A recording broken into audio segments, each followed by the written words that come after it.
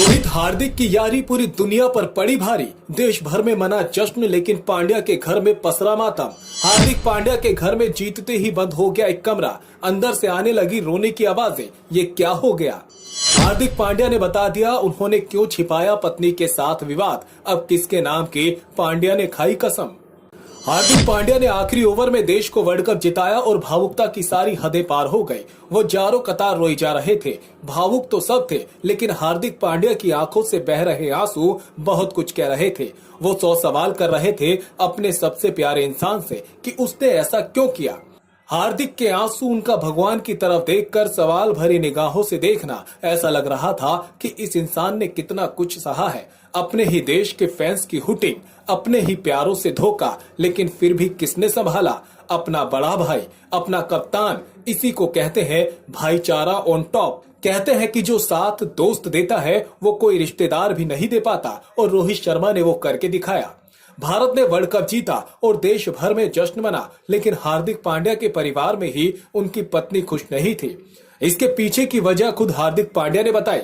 उन्होंने जीतने के बाद कहा कि मैंने अपना दर्द छुपाए रखा और मैं इससे पहले कभी नहीं रोया, क्योंकि मैं उन लोगों को खुश होने का मौका नहीं देना चाहता था जो मुझे दुखी देखना चाहते थे, और आगे भी उन्हें ये मौका नहीं दूंगा।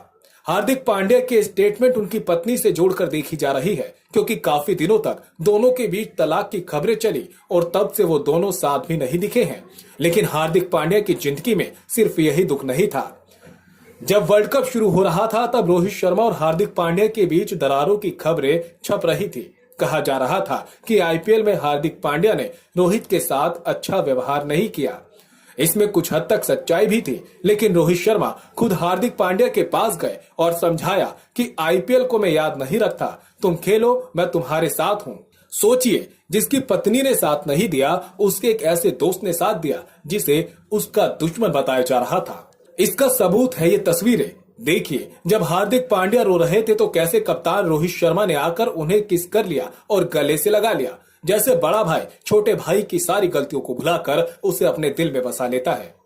अब ये दूसरी तस्वीर देखिए, रोहित शर्मा ने कैसे हार्दिक पांड्या को गोदी में उठा लिया। अब आप ही बताइए, कोई अपने ऐसे कप्तान को भूल सकता है क्या? और अगर हार्दिक के मन में कुछ होगा भी तो क्या वो अब आगे रोहित की दोगुनी इज्जत नहीं करने लगेंगे?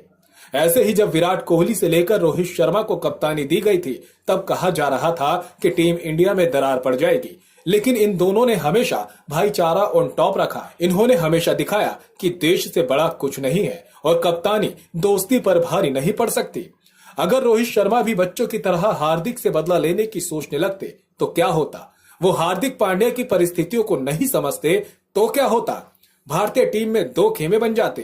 हार्दिक पांड्या ने जिस तरह से टीम को रिस्पॉन्ड किया वो नहीं कर पाते। टीम जिस एकता के साथ खेली वो नहीं खेल पाती, और हो सकता है कि टीम इंडिया ये वाला वर्ल्ड कप भी हार जाती, लेकिन ऐसा नहीं हुआ। रोहित शर्मा ने देश को सबसे ऊपर रखा और अपना ईगो दबाकर सबको साथ लेकर चले और हम वर्ल्ड चैंपियन बने। Bureau report, Indian news.